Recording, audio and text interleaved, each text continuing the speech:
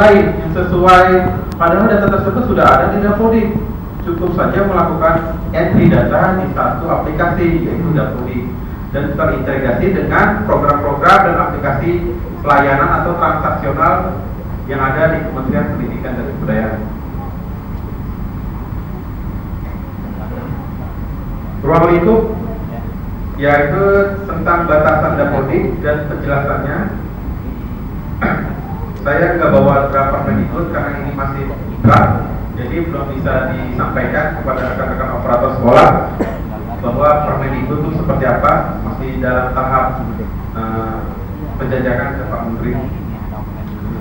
Pengelolaannya basis data terintegrasi, sistem pendataan yang satu pintu, instrumen pengumpulan, atribut data, kodifikasi nomor referensi. Basis data terintegrasi, berarti kita melakukan data tersebut kita simpan terintegrasi antara Direktorat Jenderal yang lain dengan PDSP. Sistem pendataan satu pintu, dalam arti hanya sekolah yang melakukan entry data satu pintu saja, tidak perlu dari aplikasi-aplikasi lain melakukan entry data atau pengumpulan data. Instrumen pengumpulan juga kita sudah sepakati kepada Direktorat Pembinaan terkait, baik itu Direktorat SMP untuk SMP, SD, SMA, dan SMK dan seterusnya. Sudah kita sesuaikan atribut instrumen pengumpulan tersebut dan atribut datanya seperti apa, kodifikasi nomor referensinya seperti apa, ada kelengkapan atau tidak, kita sudah mengumpulkan hal tersebut. Lalu di dalamnya juga tertuang tugas dan wewenang. Tugas pusat seperti apa, tugas daerah seperti apa, tugas sekolah seperti apa. Tugas pusat adalah mengawal data dan memonitori data pengiriman data yang ada di wilayah kabupaten kotanya. Daerah melakukan sosialisasi di daerahnya dan memberikan konsultasi kepada sekolah-sekolah. Sekolah sebagai entitas yang penting mengirimkan data yang sesuai dengan keadaan yang sesungguhnya di sekolah. Kemudian di dalam Permendikbud tersebut terdapat pengawasan, pengendalian, dan evaluasi. Dalam pengawasan dan evaluasi ini kita sudah membuat infrastruktur. Kita sudah membangun infrastruktur dari tahun 2011. Mulai dari dulu kalau kita kirim data pakai namanya kirim data atau kirim server 2012. Metodenya kita ganti sinkronisasi sehingga infrastruktur yang ada di kita harus diperbaiki, mulai dari aplikasinya dan dari sistem servernya sudah kita perbaiki dari awal hingga sampai prinsip lah digunakan oleh teman-teman operator sekolah. Kita sudah bentuk sekretariat bersama di tingkat Direktorat Jenderal Pendidikan Dasar dan Menengah. Saat ini kita sedang menggodok SOP-nya, karena SOP tahun 2012 sudah tidak bisa dipakai lagi, sehingga kita perlu perbaharui kembali agar bisa dijalankan disesuaikan dengan yang sudah ada saat ini. Dan kita sudah melakukan monitoring setiap tahun. Kita melakukan monitoring ke dinas-dinas kabupaten kota untuk mengumpulkan data. Apa saja kebutuhan dari dinas kabupaten dan provinsi, apa saja kebutuhan dari operator sekolah, sehingga aplikasi ini nyaman dan digunakan nyaman dan bisa bersahabat dengan teman-teman operator sekolah.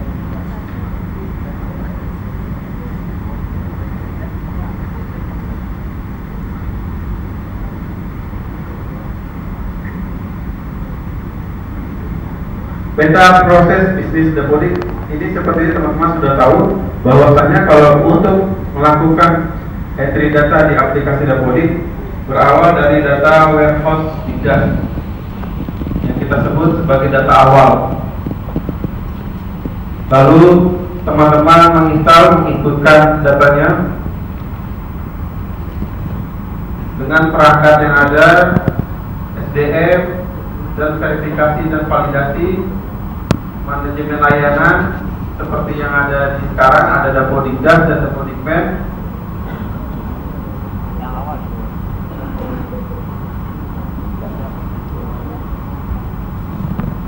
Itu data yang ada di CD tadi tuh ya? Mana? Kayaknya gitu. Iya.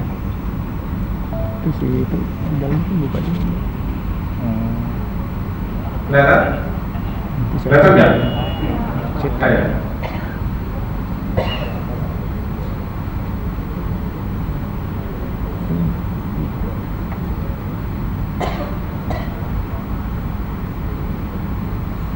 Yang dari CD tadi. Yang dari CD tadi.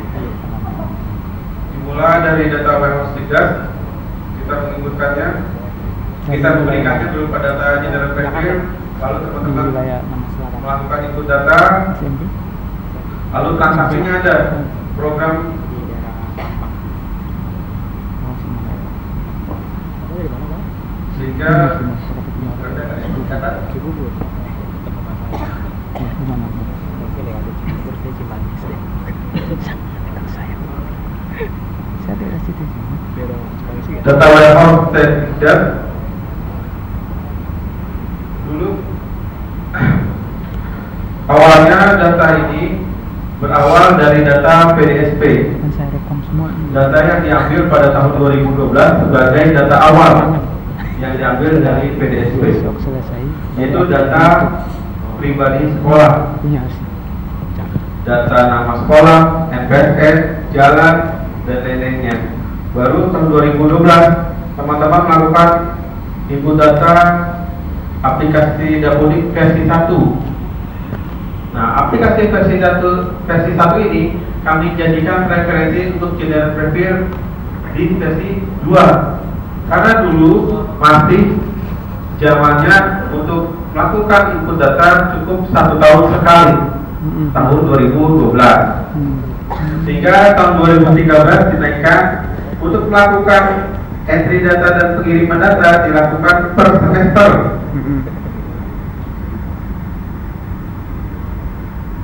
Lalu di tahun 2014 untuk melakukan penginputan data dilakukan minimal 3 Kali. bulan 3 bulan. sesuai dengan permintaan dari Direktorat P2TK Dikdas, karena untuk perbaikan data dan pengiriman SKTP. Sampai sekarang kalau teman-teman dilihat sesuai diusahakan dengan versi aplikasi Dapodik. Kalau versi 401 sudah launching, 4000 sudah launching, harus melakukan kirim data di 400. 401 harus dikirimkan dari 401. 402 juga harus dikirimkan di 402. Kalau tidak dikirimkan, data tersebut akan kembali menjadi data awal di versi 300. Kalau tidak diinputkan dari versi 400 dan 401, karena sudah 402. 402. Tapi saya yakin yang seperti itu sudah dientrikan oleh teman-teman, karena sampai saat ini dari aplikasi 401 dan 402 sudah sebesar 99% SD, SMP, dan SMP yang sudah mengirimkan datanya. Dalam waktu 3 bulan, data sudah terkirim 99% lewat aplikasi Dapodik SD, SMP, SMP.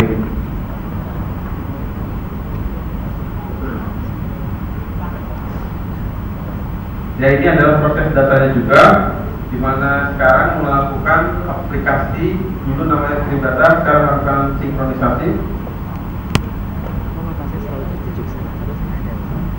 Teman-teman sekolah melakukan input data dan melakukan sinkronisasi. Sinkronisasi itu dikirimkan melalui data server. Data server itu diterima oleh aplikasi sinkronis kembali. Sinkronis ini ada lagi namanya server. Server yang ada data antara server PDSP dengan server Dapodik itu terhubung dengan always on. Ini nanti akan dijelaskan oleh teman-teman dari PDSP, karena data warehouse ini sekarang sudah ada di PDSP. semua direktorat jenderal unit utama yang ada di Kementerian Pendidikan sekarang sudah menggalakkan aplikasi Dapodik. Saat ini yang sudah menggalakkan aplikasi Dapodik hanya Dapodikdas dan Dapodik Med. Tahun 2015 ini baru berjalan Dapodik Pautni. Tapi kita belum tahu tentang keterkaitan antara Dapodik di tingkat kementerian dari Pautni hingga pendidikan menengah, apakah akan dilanjutkan datanya tersebut nanti di pendidikan tinggi. Karena pada awalnya sebelum pemisahan fungsi antara pendidikan tinggi yang sekarang di bawah Kemenristek-Dikti, Grand Design Dapodik sudah sampai di tingkat pendidikan tinggi.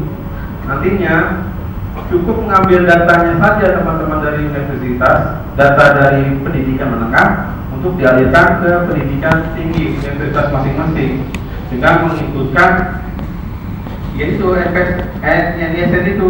NSN itu nantinya menjadi nomor hidup seumur hidup bagi teman-teman yang berawal dari TK.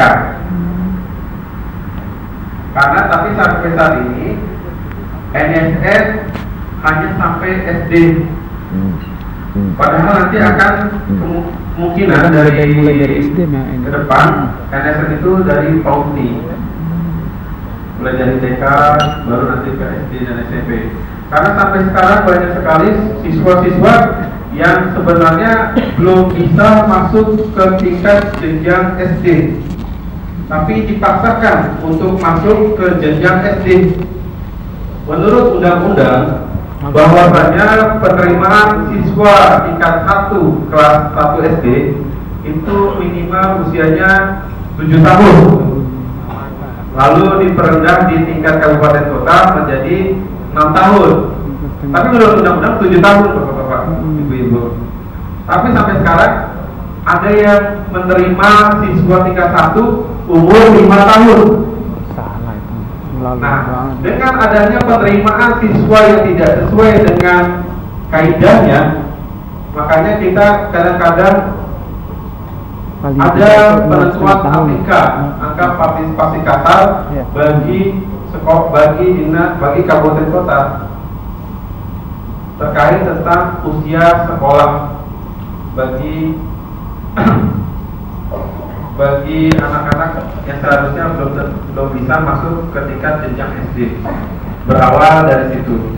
Sehingga untuk peningkatan angka partisipasi kasar tersebut belum bisa disesuaikan dengan data yang sesungguhnya atau data yang dengan kaidah-kaidah yang sudah ditetapkan oleh undang-undang. Kenapa sekarang masalahnya adalah kenapa pada saat penerimaan siswa baru, kepala sekolah mengiyakan memasukkan siswa umur 5 tahun. Salah ya SD-nya. Padahal sekolah tersebut juga tidak kekurangan siswa. Kayak di kota besar juga banyak. Mungkin bagi sekolah-sekolah yang tadinya di daerah atau di pinggiran banyak sekali yang kekurangan penerimaan siswa kelas tingkat 1 itu masih bisa diakomodir. Tapi banyak sekali di perkotaan sekolah-sekolah masih menerima siswa di bawah umur 6 tahun.